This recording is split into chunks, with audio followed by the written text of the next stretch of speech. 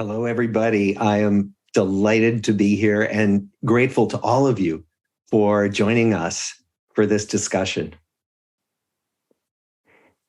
In 2015, I gave a TEDx talk in a little elementary school auditorium, and much to my surprise, the talk became one of the 10 most viewed talks in the history of TED. And in that talk, I conveyed one simple scientific finding. The finding that when we study hundreds of people over their entire adult lives, the people who turn out to be the happiest and the healthiest are those who have good, warm connections to others. So today, I want to take you deeper into this whole subject by exploring how relationships matter in our lives, how they affect our health, what kinds of relationships give us this big benefit in happiness, and which tools you can start using today to make your relationships stronger. So I do direct this Harvard study of adult development. It's, as far as we know, the longest study of the same people that's ever been done, following people since 1938, from adolescence all the way through old age, and now following all their children, thousands of lives.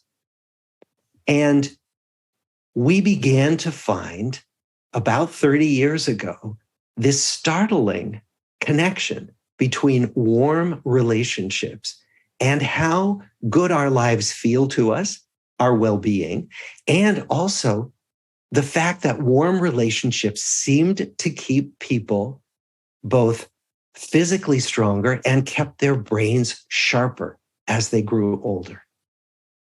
And we didn't believe the data at first. We thought, how could this be that relationships actually get into our bodies and shape our health? But then other studies began to find the same thing. We found that people had less depression. They were less likely to get diabetes and heart disease, that they recovered faster from illness when they had better connections with other people. So then the question is, how could this work? How do relationships shape our happiness and our physical health? Well, one of the best theories, for which there's now some pretty good evidence, is based on the idea of stress. That, as we know, stress is an inevitable part of all of our lives. Stress happens to us every day. And what we find is that good relationships turn out to be stress regulators. So let me give you an example. Let's say that I have something upsetting happen to me during the day, and I find myself like ruminating about it and really thinking about it and unhappy. I can feel my body go into what we call fight or flight response, where literally my heart rate goes up and I might start sweating a little bit, and I'm just not feeling as well.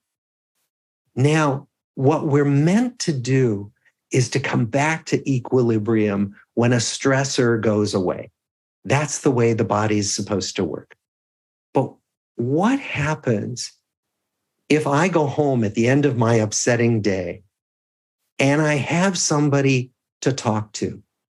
Either I can call someone on the phone or it's somebody I live with. I can literally feel my body calm down. I can feel that fight or flight response subside. But what if I don't have anybody to go home to? What if there's nobody I can call? What we find is that people who are isolated, are lonely, don't have those stress regulators that we get from good relationships, and that we stay in chronic fight or flight mode, that our bodies have this chronic stress, chronic levels of inflammation and circulating stress hormones that wear away our happiness and break down different body systems. Well, what kinds of relationships seem essential to well-being? And this is interesting. We asked people who were our original participants in our study. We asked them, who could you call in the middle of the night if you were sick or scared? And many of our people could list several other people they could call if they were in trouble. Some people couldn't list anyone. There wasn't a person on the planet who they could turn to if they were sick or scared. And what we find is that having at least one person in your life who you feel really has your back, who you could go to if you were in trouble, that's essential for maintaining our happiness and our health. When we asked these same people, when they got to be in their 80s, to look back on their lives and to tell us what they were proudest of, almost everybody said something about their relationships. They didn't say, I made a lot of money or I won some big awards. They said, I was a good mentor. I was a good friend. I raised healthy kids. I was a good partner. And so what we find is that what seems to mean the most to people when they get to the end of their lives is the strength and the warmth of their connections to others. So then the question comes up, well, which types of relationships support our well-being? Some people have asked, do I need to be in an intimate relationship to get this benefit? Absolutely not. All types of relationships support our well-being. So friendships, relatives, work colleagues, casual contacts, the person who gets you your coffee every morning at Starbucks or Dunkin' Donuts, the person who checks you out in the grocery store, who you see maybe every week. Even talking to strangers has that benefit. So they did an experiment where they assigned some people who were about to go on the subway the task of talking to a stranger, while other people were assigned the task of just doing their usual thing of being on their phones or listening to music or reading. It turned out that the people who were assigned to talk to strangers didn't think they were going to like it, but they turned out to be much happier at the end of the task than the people who just rode the subway keeping to themselves. So even talking to strangers gives us that little hit of well-being from relationships. So the question comes up, how can we strengthen our connections with other people? And this is where we've come to think about it as a kind of social fitness. If we think about physical fitness, we think, okay, I'll go to the gym, I'll work out, I'll take a long walk, I'll do something to keep myself strong and fit. But then we come home and we don't say, I'm done, I don't ever have to do that again. We have the sense that physical fitness is a practice that we need to maintain over time. It turns out that social fitness is the same, that in fact, our friendships, our relationships don't just take care of themselves, that even good relationships need tending to, they need attention, they need returning to them over and over again. So what are some ways that we can strengthen our relationships? Well, one way is to be proactive, to take the initiative. So to reach out to a friend and ask her to take a walk instead of spending 2 more hours on your laptop this weekend on Saturday afternoon. Establish some routines with the people who are most important to you, a regular phone call or a coffee every Saturday with someone you really want to be sure you see regularly, or meeting somebody at the gym or having lunch with a coworker. The other thing we can do is liven up those long-standing relationships, particularly like the people we live with. People we can come to take for granted by proposing to do something new, going out on a date, just taking a walk if that's not your usual routine. The other thing that we know works to help people, particularly who aren't as connected to others as they want to be, is to connect around shared interests. So volunteer in the community to do something that you care about. It might be a gardening club, it might be a bowling league, it might be a political cause, but to do something that you care about, because then you're with other people who care about the same thing. And that's a natural place to start conversations that can lead to ongoing relationships. And finally, get more comfortable striking up casual conversations. That's something we can learn to be more comfortable with, almost like exercising a muscle. So now I would like to ask you to do one of these things, to make one of these choices that we can make every day. I'd like you to make that choice right now. Here's my challenge to you. Think about someone you miss that you just haven't seen in a while, or you haven't had contact with, and you'd like to make contact. You don't even have to have a particular reason. Now, I want you to take out your phone or whatever device you use right now and send that person just a little note. It could say, I'm just thinking of you and wanted to connect. Or you could say something more personal to you and to your relationship.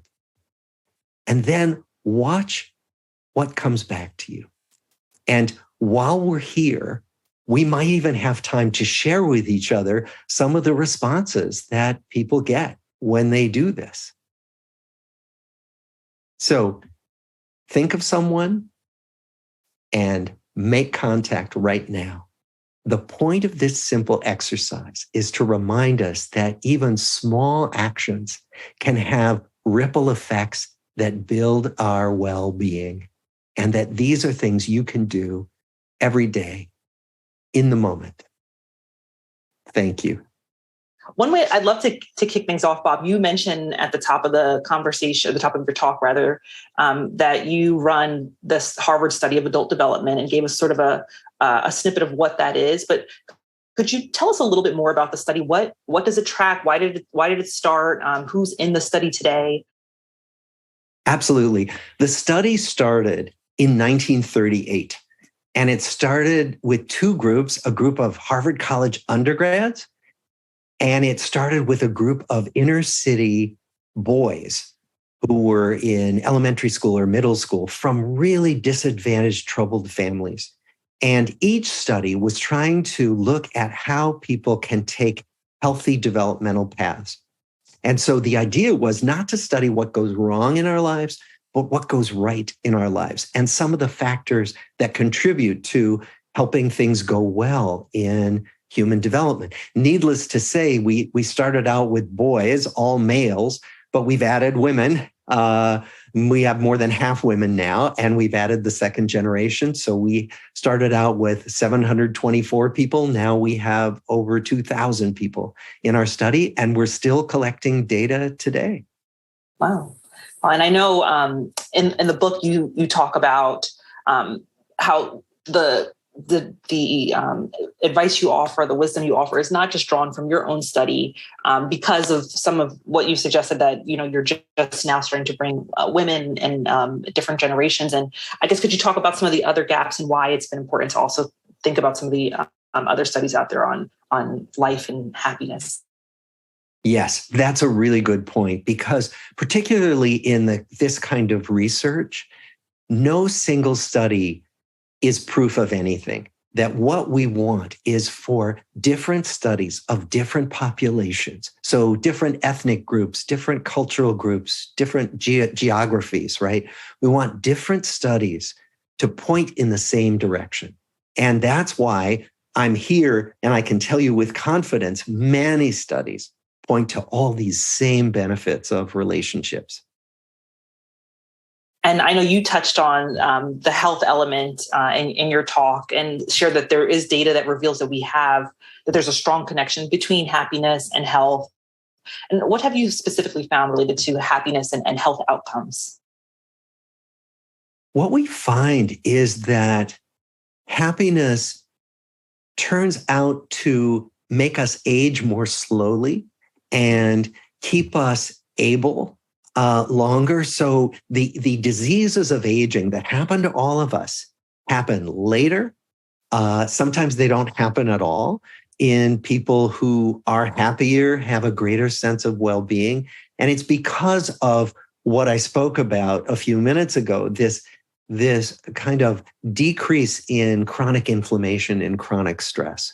And so what we find is that, and we can't guarantee that any one person is going to stay happier or live longer if they have better relationships, but we find that there are these ingredients, just like taking care of your health, not smoking, not abusing alcohol or drugs, exercising regularly, getting regular health care, having access to health care. All of those things really matter for our health. And you start the book with a question. You say, if you had to make one life choice right now to set yourself on the path to future health and happiness, what would it be? And from hearing your talk today, we know that the right answer to that question is to build more warm connections. But I want to ask you about the use of the word choice there, and understanding more about whether or not having warm connections is a choice that we make, or to put it another way, are there qualities that each of us have that maybe make us more social people, that these are just baked into our personalities? Can we decide to be a person who makes connections? That's a really important point, because we differ. We are all different in how much connection we want and benefit from. So some of us are introverts, and that's just fine. That's perfectly normal. And introverts don't want a lot of connections. In fact, being with a lot of people is exhausting for introverts. And so some people just need one or two good relationships. Everybody needs a little bit of connection, but some people actually don't need a lot. And so what we want to do is try to figure out for ourselves what's right for me. And that involves really just tuning in and saying, okay, I'm energized by being with a lot of people, so I'm going to do that. Or no, I'm exhausted by being with a lot of people. For me, a quiet conversation with one person is the most energizing thing I can do in the interpersonal realm. And so it's really a matter of discerning what's right for each person. And what factors have you found contribute to that? Maybe things from early in life or childhood that might actually shape our ability to make these connections later in life? Yes. So many of our social skills we learn when we're growing up. We learn it in our families. We learn it at school and on the playground. They can be learned and they can be improved as we get into adulthood. They're not set in stone once we're done with childhood. So it's really important to see the ways that, just like some of the suggestions I made, ways that you can practice getting better at this, because it really pays off. But some people are not so good at this, and they can have perfectly wonderful, happy, healthy lives without being social butterflies and extroverts. And I just want to name that so that people don't go away thinking, gosh, if I'm not an extrovert, I'm out of luck. Not true at all. Many of our happiest people had quieter lives. And, I guess to the tips that you offered in the talk, you talked about how we can build warm connections, steps that we can take, and this idea of social fitness. And so I'm curious, how can we actually assess our social fitness? And as you said, just sort of understand what is right for us in terms of how many friends to have. And is it possible to sustain warm relationships if you aren't really intentional in thinking about your social fitness? That question of how do we assess our social fitness, it's really checking in and saying, am I as connected as I would like to be to other people?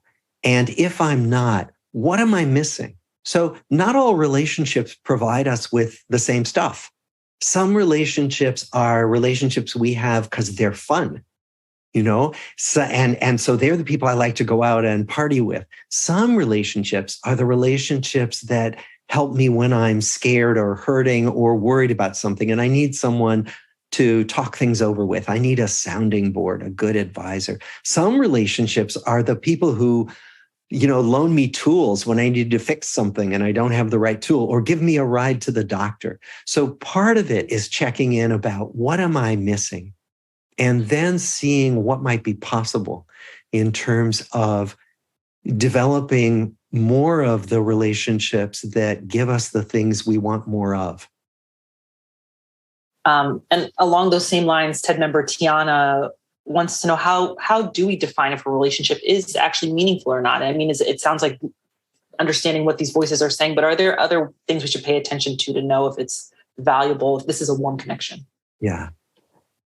One way to think about it is not whether the relationship is smooth all the time, but whether we feel that we can be authentic, we can be ourselves in a relationship. And obviously, we won't be the same selves in a work relationship that we might be with our, beloved sister, but still, can I be myself in the most essential ways? Can I express myself? And can the other person express themselves?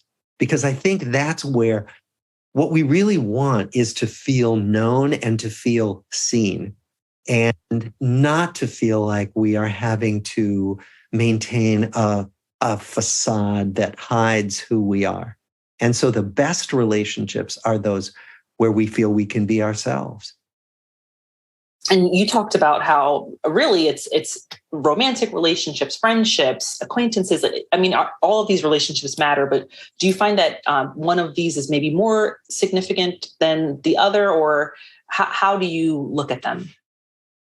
I look at it in terms of the secure attachment. We think about it. Attachment is a word for being warmly, securely connected. It's the who can you call in the middle of the night if you're sick or scared. So I think of it in those terms, not necessarily the person's role, defined role in our life, like romantic partner or boss, but it's does this person have my back? And so that's, I think, the defining element that we want to find somewhere in our world. So we have so many member questions coming in, Bob, and I'm going to kind of go through a few more of them.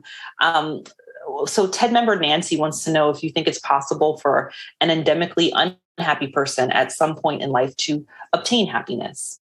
Yes, and thank you for asking that question. So we have a couple of life stories in our book. The book contains real stories of real people. The names are disguised to protect confidentiality, but some of those stories are of people who have big turnarounds late in life, people who were isolated and less happy, and in their 60s found a whole community.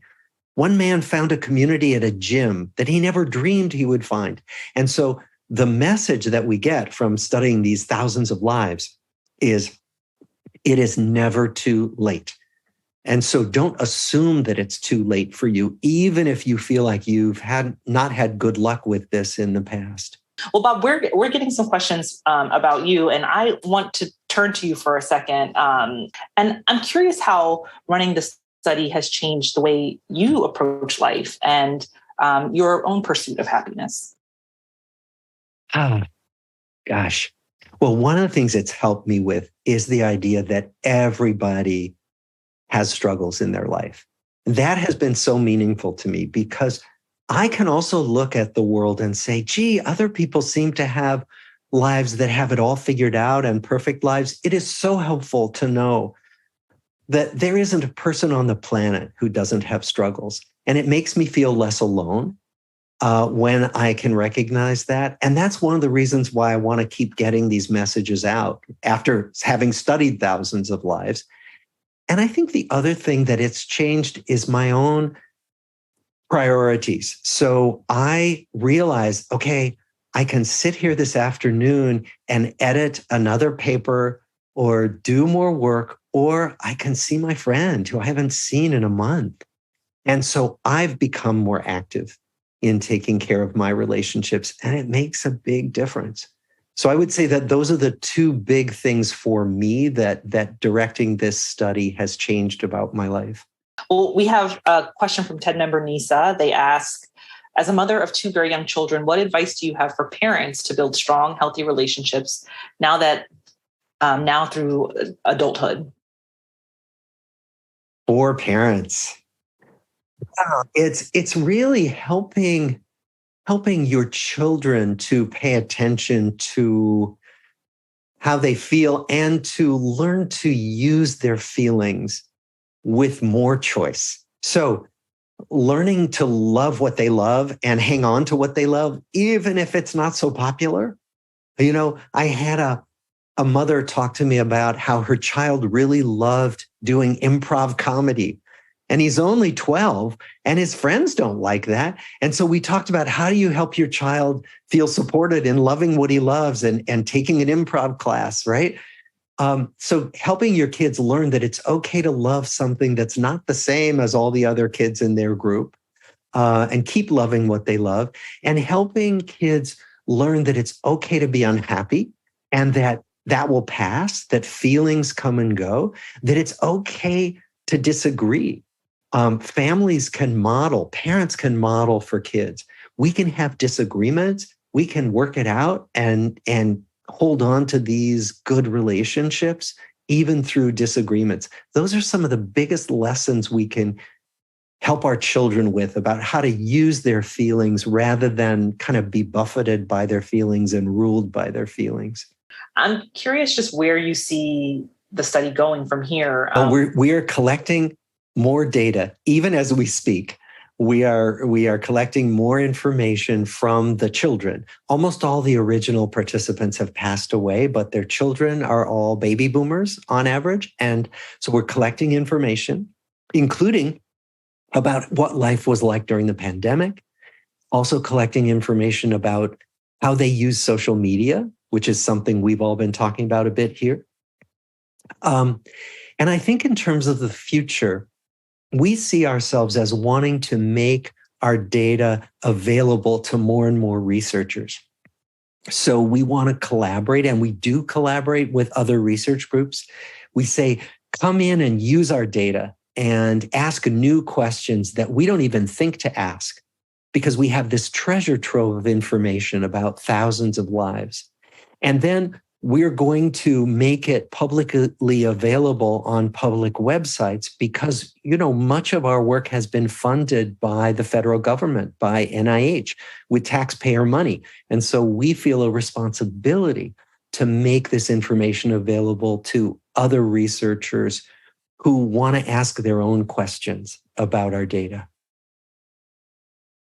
Well, Bob, you've shared so many great things with us. I feel like if people were listening and trying to absorb all of it, and at the very end of this conversation, want just one nugget of information that if you missed everything, what is the one thing that you want everyone to walk away from at the end of this conversation?